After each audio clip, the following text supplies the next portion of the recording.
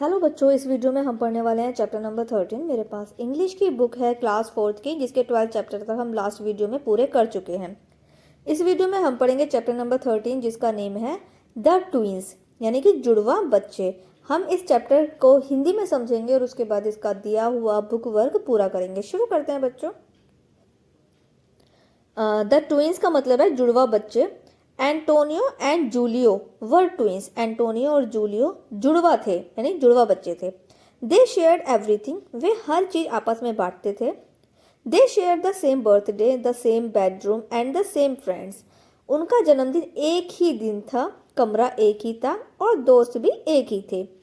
They both played on the same soccer team and both boys shared all the same toys. वे दोनों एक ही football team में खेलते थे और अपने सारे खिलौने भी आपस में बांटते थे।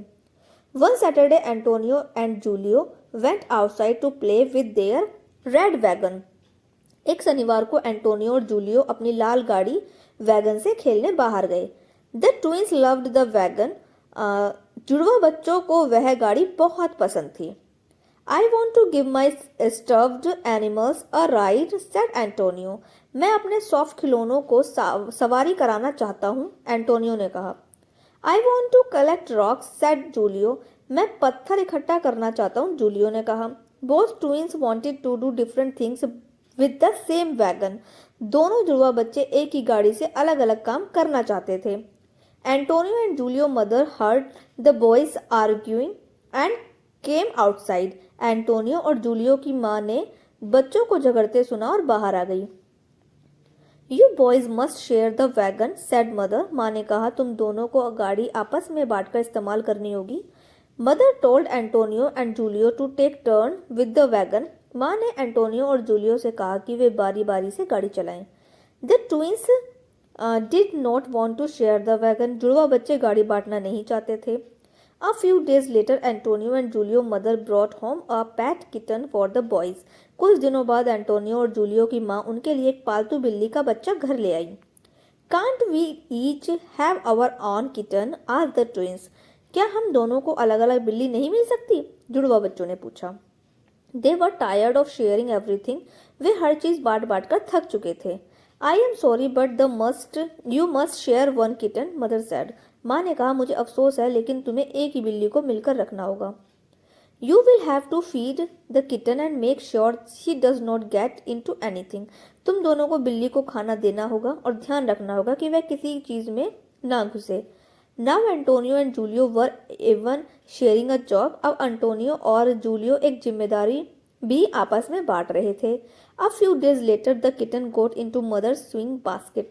कुछ दिनों बाद बिल्ली माँ की सिलाई की टोकरी में घुस गई। In just a few minutes, the kitten had scattered balls and yarn all over the room. कुछ ही मिनटों में बिल्ली ने ऊन के गोले पूरी कमरे में फैला दिए। Julio saw the kitten playing with the yarn. Julio ने बिल्ली को उनसे खेलते देखा। Both of them were shocked by the act of the kitten. बिल्ली की इस हरकतों से दोनों बच्चे हैरान रह गए। Oh no, it's our job to clean up the mess, cried Antonio. अरे नहीं, गंदगी साफ करना तो हमारा काम है, एंटोनियो बोला। The boys quickly picked up the yarn and put it back in the basket. लड़कों ने जल्दी जल्दी ऊन उठाकर टोकरी में रख दिया। When the mess was cleaned up, Antonio and Julio made the kitten her own toy from a piece of yarn.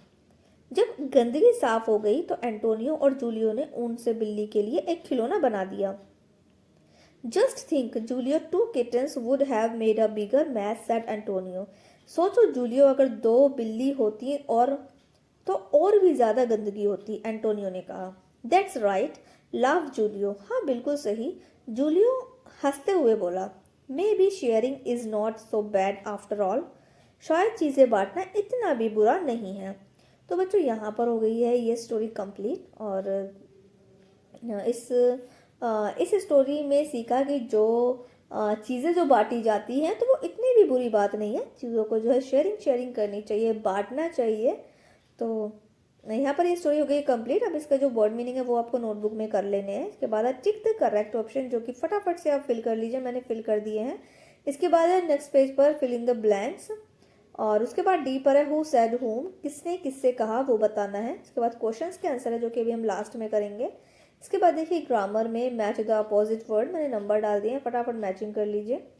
इसके बाद ऑड नंबर बताना है कि सबसे अलग नंबर कौन सा है और वो क्यों है, वो अलग क्यों है, उसका एक रीज़न भी देना है। तो वो मैंने यहाँ पर एक सेंटेंस भी यहाँ पर लिख दिया है कि वो अलग क्यों है। इसके बाद नेक्स्ट पेज पर यहाँ पर मैंने क्वेश्चंस के आंसर नोट कर दिए हैं, जो मैंने अभी स्किप किए थे वो आंसर्स यहाँ पर नोट कर दिए हैं। टोटल 5 आंसर्स हैं, आपको ये अपनी नोटबुक में कर लेने हैं। हमारे ये चैप्टर कंप्लीट हो गया है।